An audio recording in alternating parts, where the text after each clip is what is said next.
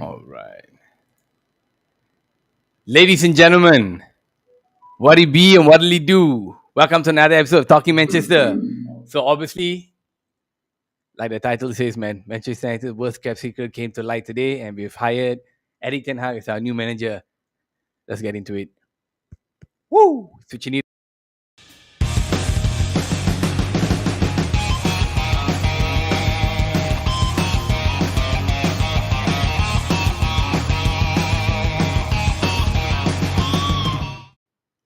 All right, guys. So hey, everyone's best guess came to fruition today.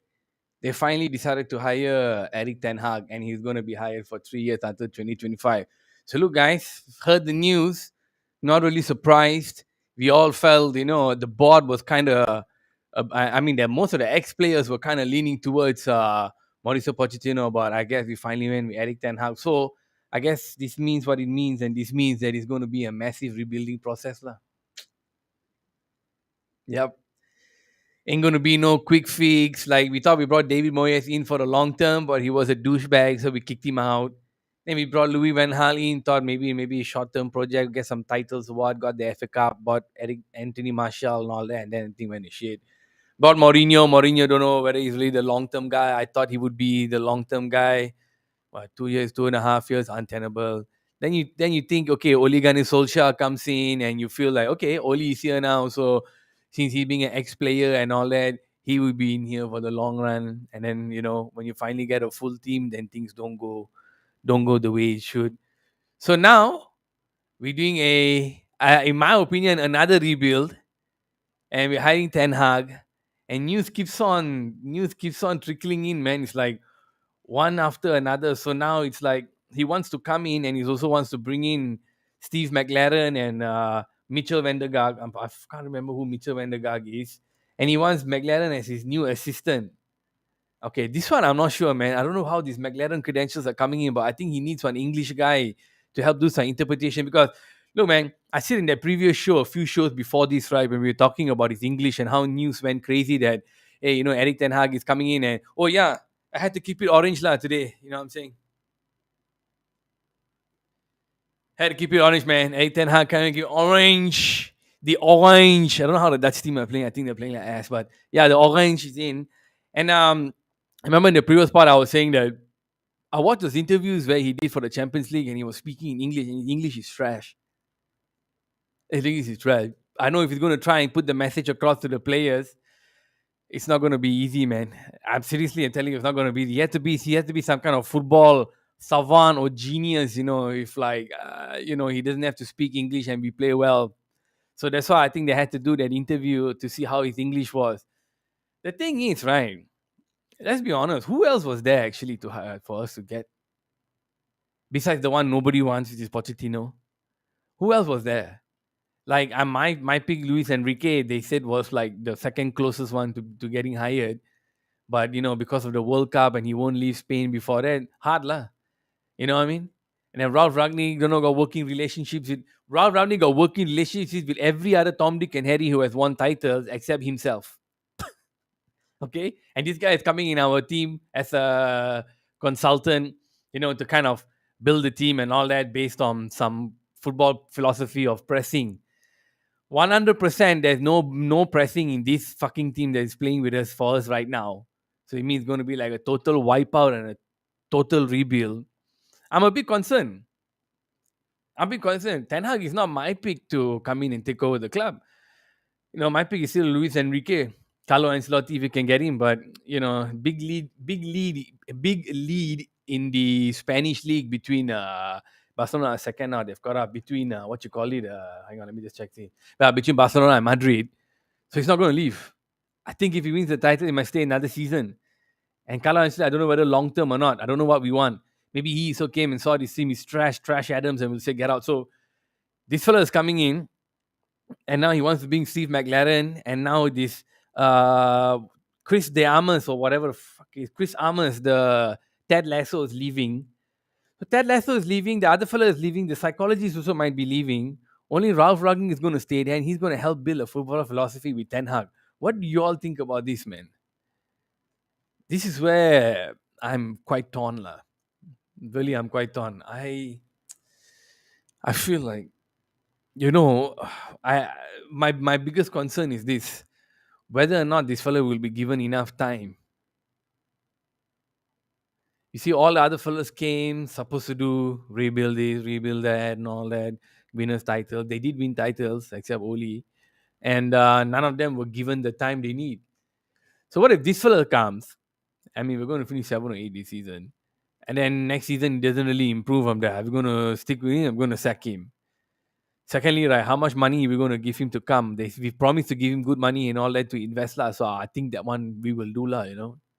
Just that his backroom staff all doesn't really inspire a lot of confidence in me because I wonder whether Steve McLaren is really the guy who's in touch with football these days or not. I mean, what he had success in the Dutch league only, right? When he came here, I don't think he was successful at all. With the England team also, he wasn't. He's a light guy, but we might get most of our rid of our English players anyway.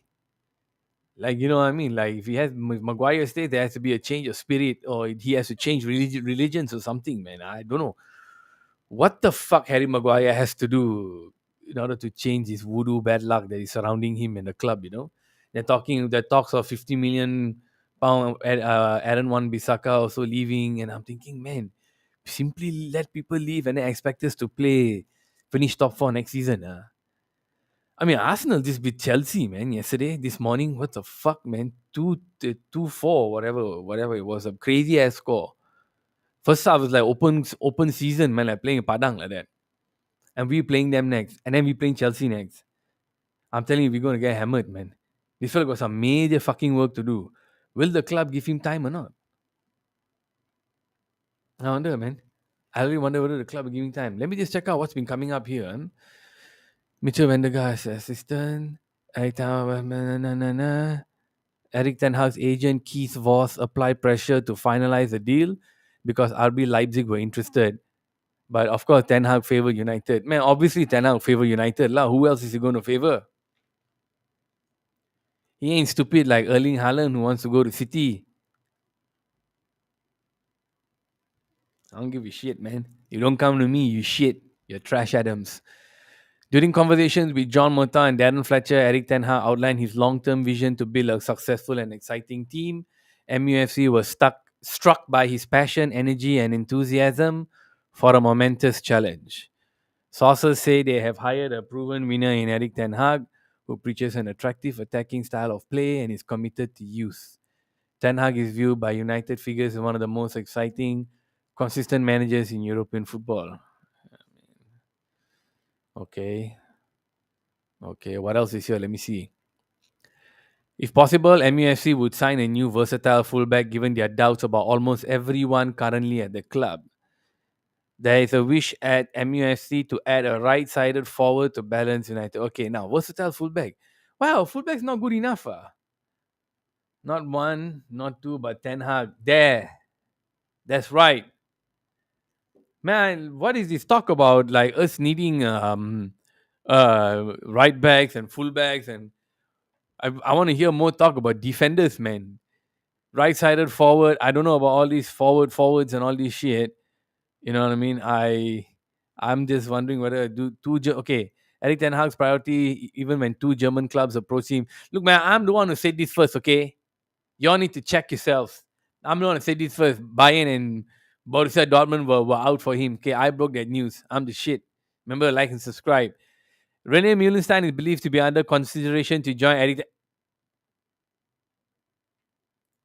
What? Hold on, huh? Rene, what? Are y'all kidding? Check this out. Check this out. Rene Muhlenstein is believed to be under consideration to join Eric Ten Hag's team. Eric Ten Hag MEFC backroom. Oh my goodness. Are you serious? No one who has served under previous managers to be under consideration with this club. Yeah, that's true. When the club and not what the club is being in your United. Wow, wow, wow. Don't do that. Don't give me hope. Huh? No lah. I mean, Rene Muhlenstein all. Maybe during Sir Alex Ferguson's time can lah with those players. With these players all, it's a different ball game and different mentality. I don't know who's coming in. Not ball. He was. I don't know who's coming into the club. That's the thing. You know what I mean? We don't know which new players are coming into the club. You know what I mean? Bring in Timber. Okay, yeah. Bring in lah some good defenders and all that. Let them play. Keep it orange. You know what I mean? He wants to bring in Donny Van der Beek. Duke, man. If you can unlock Donny Van der Beek to be one of the best shits in the world, then you go right ahead. I want to see it. Okay. But I think a really power class home run manager would be somebody who can actually use Cristiano Ronaldo well. That's what I'm saying. Hey, think about it. Think about it. Five-time Ballon d'Or winner ain't no joke, huh? Like, see whether you can use him or not. René Mullenstein may not be a good manager, but he's a good coach. Okay, if he can manage the coaching system and all that, I just wonder whether he's still in touch or not. Because lately, he's only seen him doing punditry, and I think he's doing punditry for local ones as well. So I'm like, I mean, look, man, I feel you got to be in touch a little bit. I want to see whether, I mean, oh god, all these ex fellas are. It's the same thing like how we keep going back to the ex players. We keep listening to the ex players what they say and all that. And then remember we said in the previous one, all of them want Pochettino, every single one of them, and every single one of them was shit managers. So it's really hard, really, to trust what they say. And I think true, including Gary Neville. Gary Neville can speak very well and all that, but I'm thinking, I don't know whether, maybe they were good. Yeah, so maybe as coaches, I mean, Ten Hag, dude, look, man, the main thing is who's coming in. What kind of players we're going to get in. Like, if he's going to stay 3-year contract, we want to add on. That doesn't really sound like long term to me. Like, oh, we're signing in a long term project, you know what I mean? Okay, and then we sign 3 years with an option for another one. I thought long term project means just straight away give five lah. Then shut up and then sit back and then don't show your face until we start winning titles lah. Then start appearing in the stadium, isn't it? I don't know. Contract until 2025, 1 year extension until 2026 if they want, or club option or whatever you want to call it, right? Doesn't seem like long term to me lah. If you do a clean out this season, we're getting maybe mid tier players. Then you hope for the best, you finish top four. Then the following season, obviously, you got to finish top three. Then the final season of his contract, how? Usually, you don't let a manager run the final season of the contract, right? If you've long term. So, I mean, by the second season, if you're not finishing in, say, okay, just say by some miracle you finish top four in his next season, okay? After World Cup and all that shit. Then the following season, we're actually expecting to finish top three. What if he doesn't? What if he finishes in fifth place? Then it's 1 more year contract. Then what?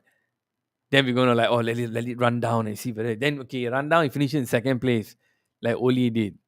Okay, option for the fourth year, is it? And then how? Like, when can we win titles? The thing, I don't think we can win titles anytime soon. Or so I know, like, going from the Dutch league and managing players and coming here and getting a few players that you want. I think at the end of the day, it'll be how he figures out how to beat Pep and Klopp. That's the main thing right now. These two managers, Pep and Klopp, are the best managers in the world right now, man. We're seeing them in the Premier League, and they're showing it in Europe also, the way they are playing. So, can this guy come to Manchester United and have the recipe, you know what I'm saying? Have the good ass, had the right recipe, you know what I mean? The Dutch lady milk recipe with extra oats, you know what I'm saying? With some, some full cow's milk, not the skim milk, you know what I mean? Full fat because they're running all the time, they need the fat, you know what I mean? What else? What, like, does he have a recipe or not to beat them? Right now, I don't think Ajax and these teams have even met much, I think, lately, so can't really say. So, I think as Manchester United fan, we all always have to prioritize the league. Then the cup is bullshit. So I don't know, man. I do wonder whether ERIC TEN HAG can come in and win this thing. So let me just read this out. Manchester United delighted to announce the appointment of ERIC TEN HAG as men's first team manager, subject to works visa from the end of the season until June 2025. Option to extend a further year. During the past 4 years, John Murtaugh said he has proved to be one of the most exciting coaches. In our conversations, he was impressed. We wish Eric the best of luck as he went in the season. Welcome this summer. Eric said it's a great honor to be appointed. I'm excited. It'll be difficult to leave Ajax after these incredible years, and I can assure our fans of my complete commitment. Just basically a bullshit statement lah. Okay, now, can we be riled up for the Arsenal game? Now, this is what I'm wondering. So now we're okay. Good bit of news, right? We might have some player news probably tomorrow. Tune in, please. Tomorrow at about 10 o'clock, we'll go live. We will have some, the Ralph Rangnick will be asked a lot of questions about that tomorrow. So probably we'll go live after that and see what what he has to say and react to that. Probably be asked when he wants to come in. I believe now itself is going to identify which players they want to bring in, which players they want to go. So now, will the players react or not on the pitch? If some of the players find out that they are the ones who are going to be out tomorrow, they might not want to play. They might not want to play well. Now you got Pogba also with an injury and the midfield clock playing stupid Phil Jones and all this shit last weekend. Who's going to play this weekend? I still don't know who's back from injury. I don't know whether Ronaldo is over his wife. He's the dad of his baby and the funeral and the cremation and all that. Newborn baby, somebody is probably in incubation and all that. Thorough, bro, he might not play tomorrow also. He might be out for the season already. You need these other guys to step up ready tomorrow. That's what I feel. I mean, day after, sorry, not tomorrow. That's what I feel. Which is sad, really sad. So now, I really do wonder whether they'll step up. I feel none of them will step up against Arsenal because the ones who feel they're going to leave, they're going to play like ass. They're going to keep quiet so they get their appearance, get to be on TV, get to play at Arsenal. Get one more appearance for Manchester United. But at the end of the day, I don't think anybody will be motivated. I think they should. Like for everyone, they should feel like, okay, this is a clean slate. We don't know who is going to keep, who is not going to keep. But I don't think this crop of players give a shit. Lah. I think they've already stunk up the whole place so badly. At this point, they don't really give a damn. Only fella give a damn, maybe Bruno. So I don't know what's wrong with his passing lately, all out of whack. De Gea, definitely. I know he gives a damn. And Bruno just signed a new contract so he can chill out. All these other clowns, all four fullbacks probably don't know what's up. Maguire probably thinking he stinks. He's still not going to take a shower. Varane still injured. McTominay, Shaw, Rashford, I don't know what the fuck. I'm watching highlights of Rashford old video. I'm thinking, what happened to this fella? Sancho, I don't know whether he's going to have a pair of balls tomorrow and attack the day after attack the defense or be a pussy and wait for everybody to come up first. Don't know. They should be motivated, new manager coming in. Stay at Manchester United. Now nobody wants to stay. Everybody wants to go. Like the vibes are so bad. You know what I'm saying? Only the vibes here and here are good, still good. I don't know. There's so many questions, not enough answers, so much uncertainty. You gotta be prepared for like maybe 2-3 years not to win any titles and to be seeing other teams continue to get better, continue to get all the top players join their team instead of ours. Unless we get top 4 next season, then they say, "Oh, ERIC TEN HAG, not bad. Huh? I think I'm a good player. I think I can go and join there and make a name for myself. I can make use of Manchester United because the team is solid now under him, and I think I can add value to that." Before the players are just coming because they can, get their social media up. Harry Maguire didn't come here thinking he can win titles or get the fuck out lah. I think it's all bullshit. Other players like Dalo and Teles who are ostracized suddenly get to play under running, realize, hey, these guys are better than the ones only started. Striker because no form. Cavani is just coming here for a holiday. Midfield koyak, absolute koyak. No one got hard. So Pogba fuck all. So susah. So I'm wondering, man. It's sad lah. I'd hate to see another rebuilding, man. I'm like so sick of it. 9 years, 10 years of nothing. Now this fella coming and I see 3-year contract. I swear I thought it was going to be 5. I thought straight it'll be at least minimum until 2025, 1 year, whatever nonsense. To come and see that he's only 3 years doesn't really inspire much confidence. They're still thinking, they're still hoping not to lose so much money if things go badly, so they can sack him, save some money. And then every year they're still taking out 25 million pounds from the club. So club needs more investment right now than expenditure, and I don't know. ERIC TEN HAG, in my opinion, cannot attract the top players in the world. Sorry, guys. That's why I say he must be some kind of football savant to actually have some kind of skill or whatever to, outwit, outplay, outfigure out City and Liverpool. I mean, Rangnick said what City, Liverpool is 6 years ahead of us. 6 years ahead of us, and got good players still, young players. Trent, that's a crazy man. I see his value now. Trent, he's like a Danny Alves man. You know what I mean? Damn good, good player, straight up solid. Salah also, after all that shit they said, finally it turns out he didn't really say it. Lost in translation lah. Guys gasping for breath after running for 100 minutes. You know what I mean? Exhilarated. Suddenly sit down there, have to calm down and ask a question. No, English not really the first language. Good guy, man. I always thought he was a good guy, lah. So props to him. Also, didn't give props the other day in the game in yesterday day first podcast. Me and Junsa, I would like to apologize. We spoke about it before. We forgot, got a bit caught up, a bit late also. So just want to say thank you to Liverpool fans for the gesture for Ronaldo for his kid. So, very nice, classy one. So now, Klopp said when Ragning came in that somebody to fear. I think the project has failed, and if he's going to sit in the back room, I'm going to maybe hold so much criticism and see how the next season goes. But god damn it lah, guys, I can't. Aku malas lah, more rebuilding. I want to win titles because Ronaldo is there. Where Ronaldo going to play when he's 40, bro? So next season we ain't going to win shit lah. But when we win League Cup, fuck the League Cup. Like y'all think by some miracle we can win the league, I think cannot lah. It will depend a lot on people, other teams getting players injured, and then we may be getting lucky. You know what I mean? Like now we want to add a striker, right? They said which striker we're going to bring in. We don't really, like I say, ERIC TEN HAG can't really attract the best players in the world to come and join us. Money is the only thing that'll attract the best player in the world to come and join us. So let me see what else is coming. Some new stuff coming in. Let me see. It's understood ERIC TEN HAG has spoken with the Glazer family. That's news, sir.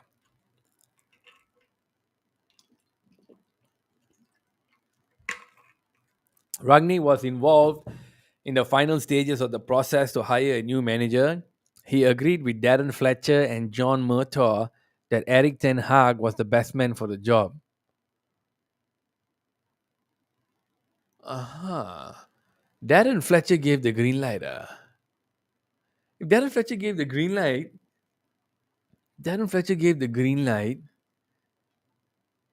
Don't know whether to trust him or not.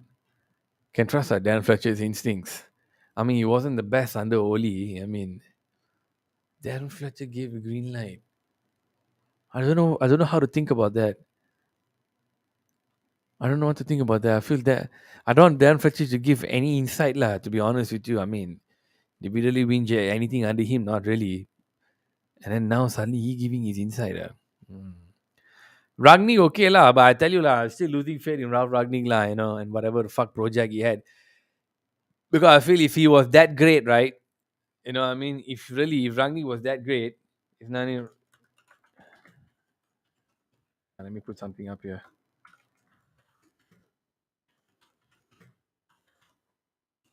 Right. So I feel the Ragni project has failed lah, to be honest with you. If he's supposed to come and be some kind of motivator of players, remember all that build up things they did, how he was a massive motivator of players. Players go to war with him, all that shit. I mean, me and Homeboy Jinson, so we were like, yo, we all like, say, okay, let's see lah. The guys in the group, a lot of them were very, very happy that the Godfather of Gegenpress came. But then it turns out that at the end of the day, no matter how good the coach is, it's the footballers and the players that matter. Then you go and look back at all those players who got nominated. Hey, do check out my Hall of Fame podcast. So all those players who were in the Hall of Fame, all Manchester United players. These players all now will be in the Hall of Shame. Our executives won't win any awards like David Gill and Peter Kenyon and all that. Our executives will be in the Hall of Shame as well, like for executives. Greedy bastards. There'll be picture of pigs beside them. Like, I think it's failed. I mean, perfectly honest with you, how to say it's been good?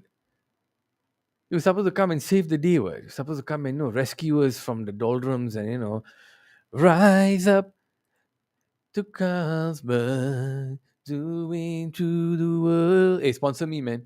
So yeah, I think it's failed. So now he's giving input. Darren Fletcher is giving input. All these fellas giving input into the team, man.